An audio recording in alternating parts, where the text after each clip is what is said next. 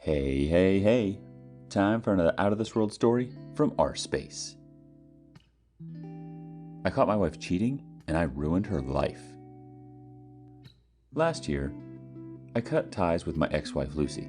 It was a decision I had to make even though she begged for me to stay. So fast forward, I decided to stay for the time being, not because I love her, or you might say I'm a doormat. No, I stayed around to make sure my kid was okay, but mainly to watch my soon-to-be ex-wife up close and to keep doing everything I can to make her suffer. I desperately wanted to ruin her life. Here's some background. I'm David, 45 years old. I'm a high school soccer coach and I really love my job. Since I was a kid, I've always had a thing for soccer, and I'm so glad that I'm finally living my dreams. Pain is nothing new to me because I've had my fair share of how unfair life can be. I lost my mom to cancer at the age of 10, and growing up without her made me feel so empty. Soccer was the only thing that came close to filling up that emptiness until I met Lucy. I met her when I was 27. She was 24 at the time. We met at McDonald's on my way home from the pitch one evening. I stopped by to get myself a pack of rice and chicken. While I was on the queue, I suddenly noticed a lady who had a striking resemblance to my mother. I approached her immediately, and we got talking. She sounded really smart and interesting, so we exchanged phone numbers. Soon, we became very close, and our love for each other grew very much. Lucy wasn't my first girlfriend, but everything felt right with her. As of the time we met, she was in college, somewhere in California, studying literature while I was based in Los Angeles. So technically, we could only see each other once in a while because of the distance. Whenever she was in town, she'd come to my place, and of course, after eating and talking, we'd sex each other really hard. My libido had always been on the high side, so we always had to go like 4 rounds before I could feel any sort of satisfaction. I always made her moan with tears in her eyes whenever we had sex, and somehow that made me feel like a king. I did all that I could to please her, and her love for me grew stronger as days went by. 3 years later, we got married. I was happy because I thought I made the right choice. I never knew that I was getting myself entangled with a cheap slut. Lucy understands how important my job was to me and how busy it could get sometimes. But even at that, I took it upon myself to always make out time for her whenever the need arose. I remember making some sacrifices for my ex-wife in the past, and I deeply regret it because I never thought that a day would come when she would betray my trust and throw all the love we shared out of the window. One of the sacrifices that still hurts me is choosing her graduation ceremony from college over the final match of the regional high school soccer competition for which my team qualified. I had to lie to the team that I was sick, and as a result, I will not be available. I did that because I wanted to be with a lady I cherished and loved, not knowing that the witch would someday mess up. Well, my team lost that competition, and my conscience still pricks me to date. We might have had a better outcome if I had been present. Today makes it exactly 2 years since I got divorced from that witch, and it's been the best 2 years of my life so far. Our marriage lasted 13 years before I got to know that she had been cheating on me. I don't know how long she had been doing that, but one thing is certain. Lucy was not loyal, and I was going to ruin her life. I think I was able to achieve that before moving out of the house for good, though, but I must say that the fact that I don't have to worry myself about some witch wife cheating on me again is one of the things that has made the past 2 years of my life even more beautiful. I started suspecting that something wasn't right with my ex-wife the moment she appeared to stop caring about my absence from home. Truth be told, after we got married, my job took more and more of my time, and Lucy always complained about it. Although I tried my best to make changes in order to make more time for her and my daughter, Stephanie. It seemed to her like my best was just not good enough. After a while, Lucy began hiding things from me, especially her phone. I acted like I didn't notice the thing, but I saw it. At that point, many thoughts began running through my mind, but I didn't want to believe any of them, so I ignored them all. I trusted her, but she messed up. I never thought I'd catch my ex-wife cheating on me someday. But it happened, eventually, on our bed. On that fateful day, I got back from work earlier than usual, and I saw my daughter playing with her doll near the entrance. So I asked her where Mom was. She said, "She is upstairs praying with Uncle Damien." I was so shocked because I'd never heard my wife mention that name. I asked Stephanie, "Who's Uncle Damien?" She responded by saying, He comes here sometimes to pray with Mummy, and whenever they are together, Mummy keeps saying, 'Oh Lord, don't stop, oh Lord.'" Stephanie was only 5 years old at the time, but she was a very smart and observant kid. I became furious after listening to Stephanie. I knew what all she said meant, so I immediately rushed upstairs. I tried to open the door, but Lucy had already locked it from inside. I stepped back a little and ran towards the door with a hard kick, making it jack open. And there she was, lying on the bed, naked. She tried to cover herself with Damien's shirt, but it wasn't big enough. She was so shocked to see me. She was confused and she began sweating.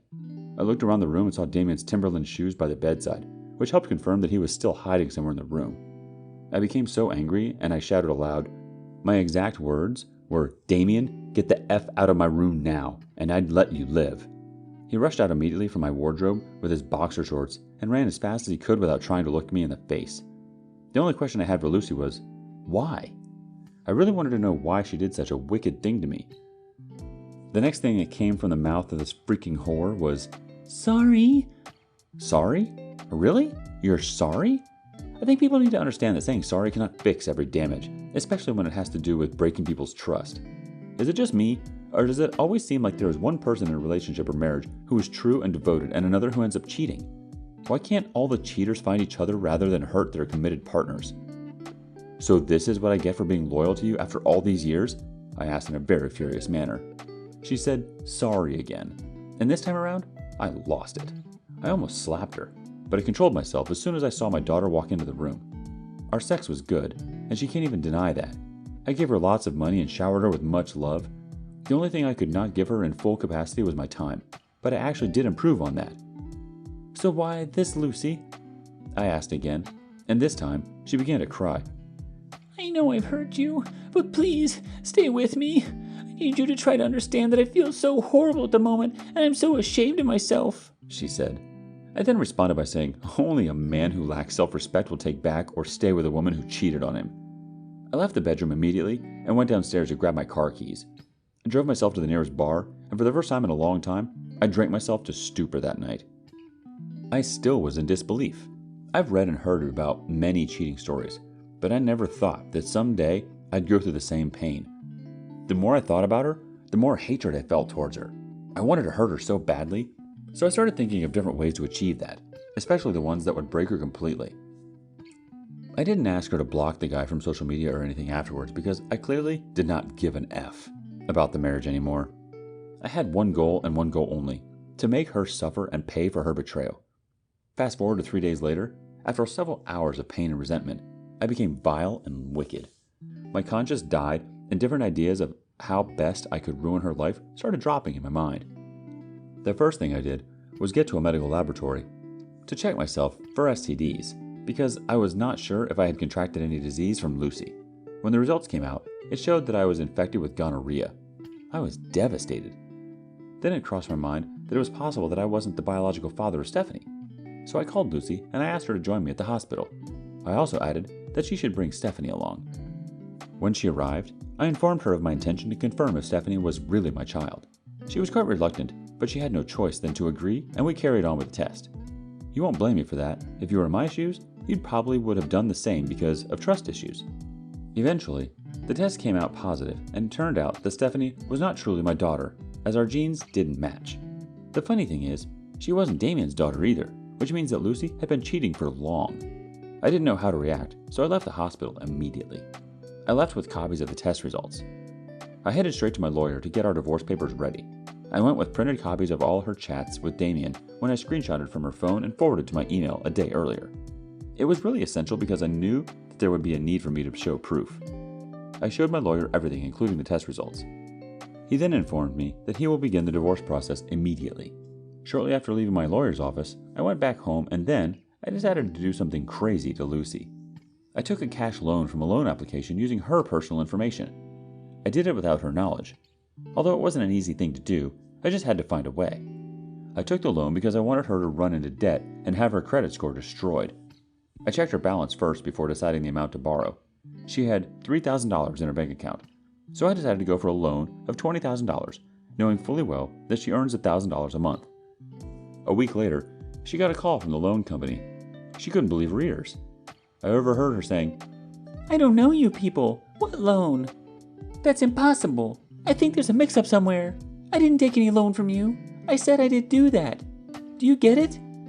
I was so happy to see her in such a terrible position, especially because I was responsible for putting her there. She tried to talk to me about the call from the loan company, but I didn't give her the chance to say a word. I told her to fix her problems just like how she always finds a way to fix her sex drive whenever she wanted, without me. I was so upset, and I wasn't ready for any conversation with her. She was supposed to pay back the loan in a month, a time frame I chose deliberately because that was how long I planned to stay with her before moving on with my life for good. There's no way she would be able to meet up with that deadline. Soon, calls from the loan company became more frequent, and her frustration grew by the day. The loan company threatened to keep deducting $800 from her monthly income until she could fully pay the loan and the interest that comes with a delay in payment. While all of this was going on, I was already planning my next move. So the next day, I put a call through to her place of work pretending to be a customer. She worked as an editor for a publishing company, and I wanted to get her fired so bad. I planned to file a formal complaint to paint her in a bad light. When I was asked by the HR, Human Resources, department what her offense was, I told them that she lied to me about a child that was not mine and concealed it for years, and that she recently got me infected with gonorrhea because of her selfish and disloyal way of life. They were so surprised to hear such reports, although they thanked me and said that they would do their findings too. I forwarded the test results and screenshots to the HR, and 2 days later, Lucy got fired. I watched myself become a beast. Damn, I never knew that I could become so mean to somebody. Well, Lucy brought out that part of me. That's what you get when you take the ones who love you dearly for granted. She noticed how I kept to myself most of the time without saying anything to her whenever we were together. She wanted that to change, and she kept begging me to forgive her whenever she had the chance to. I stated clearly to her that God forgives, but I don't. Messing with me was a big mistake. You freaking messed with the wrong guy. She kept pleading and didn't listen. At some point, she decided to play the sex card on me. She started wearing some very sexy dresses around the house, thinking that only that would make me drill her. Ha! She probably doesn't know me well. You are going to have to ask me for it, witch. The more my anger grew, the more selfish I became. I wasn't ready to touch her, except she begged for it, like the cheap witch she is. She finally did, and I had sex with her with so much aggression. I put her in every uncomfortable position I could think of, and I ensured that I created an experience that was definitely going to be unforgettable for us, knowing fully well what it would be my last sex with her. I spanked her several times and choked her severely. While we screwed, I made it clear to her that this was no makeup sex, and that it meant nothing to me. She kept moaning and crying, and I continued giving it to her till I got tired. I left the room afterward and went downstairs to sleep on the couch. I didn't want to sleep next to her. You might think I'm cruel, but to be honest, Lucy brought all these upon herself by deciding to sleep with another man. I wasn't done humiliating her, so I decided to mess her up one last time. 1 week before I left, I gained access to her voicemail, and I did something crazy. She wasn't there with me, so she didn't notice anything. I changed the greeting of her voicemail to something inappropriate. I replaced it with a phone sex operator recording in a bid to ruin her reputation. I went to her contact list and marked all the contacts, especially of the people I knew she cared about a lot. These people include her mom, her sister, Joyce, her brother, Kennedy, her best friend, Tracy, and a few others. I selected the option of sending any calls straight to voicemail to ensure that they got to listen to the strange phone sex operator recording. Here's what you would have heard if you had called her back then. Hi, it's me, and I've been feeling very naughty, and I'd like you to come play with me. Please return my call. I'm so ready for you, baby. I've been having a lot of nasty thoughts about you. I can't wait to tell you about all the amazing things I want you to do to my body. Ooh, just thinking about it, and it's getting to me. Please call me. I'm waiting. By evening, her phone was already blowing up with messages from all her loved ones. They were surprised at what they heard and wanted to confirm if she was truly the person behind that voice. As soon as she got the news, she was shocked to the bones. She had no idea of what to do to rebuild her world, even as she watched it collapse right before her eyes. She tried to explain to everyone who reached out to her via text messages that she was not responsible for the phone sex recording. She further stated that she was just getting to know about the phone sex recording. Some believed her, but many others did not care to listen because they were highly disappointed in her. She lost some job opportunities because of that phone sex recording. Some of the people that wanted to hire her were shocked to hear such an unprofessional recording, and that made them change their mind. She later found a way to fix the voicemail, but I had already done the damage. When I got back to the house that evening, I saw her crying.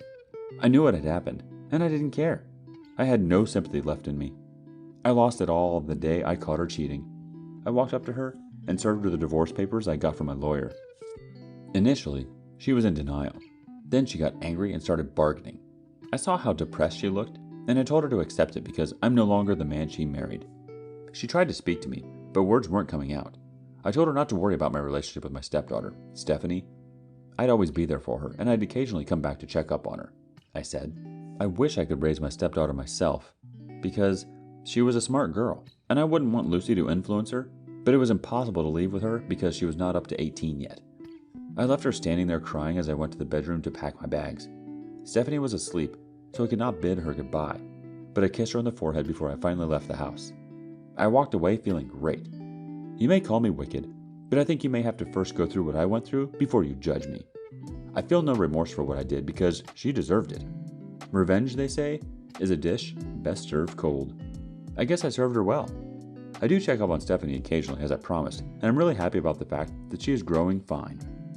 I know you might be thinking I spent the loan. Well, I didn't. Shortly before I quit my job as a soccer coach, I got introduced to trading Forex, and I made a lot of money from it within a short time frame, so I'm not broke. All I did was keep the money away to make her suffer. Lucy had to work 2 jobs after I left to be able to pay up for her loan. Anyways, I recently sent her money back to her bank account some days back, and I did that transfer via a channel she doesn't recognize because I never wanted her to know that I was the cause of her misery all along. Well, I moved on now, and I hope she does too. The last time I went to see my daughter, I saw how empty she looked. She didn't appear to me like someone who moved on. She looked like someone that was drowning in guilt. Her eyes were teary, but that's none of my business. My stepdaughter is the only reason we still talk. I really can't wait for Stephanie to turn 18 so that I can have custody of her, and that would also help me stop seeing Lucy forever. Anyways, Lucy still reminds me of my mom every time I see her, but not in a good way this time around. Seeing her now infuriates me a lot, but life must go on. I'm happier now, and I don't in any way regret my actions. Let's check into some reactions on this story. The first one. Wow, Lucy made the OP go crazy. Dang, look at how he went from being a nice guy to a psychopath. I was shocked. The OP needed therapy. The heartbreak affected his mind. The next response. Deep down, I think the OP will get back with Lucy because he still loves her. The fact that he returned the money he took from the loan company to her says a lot about how much he cares. He's just still hurt. That's why he's behaving this way. The next response. Now, this is why I always tell people around me not to break the trust of loved ones. You'd be so amazed at the level of damage they could cause you. If Lucy could not continue with the marriage, she could have broken things off with David in a mature way instead of screwing another guy behind his back. Well, she got served and I don't blame David for any of his actions. And our final response. I think the OP went too far. He freaking ruined her life. I may not be in the best position to judge, but wow, he dealt with her. I hope his stepdaughter Stephanie turns out well because no one is perfect. Marriages aren't that blissful anymore.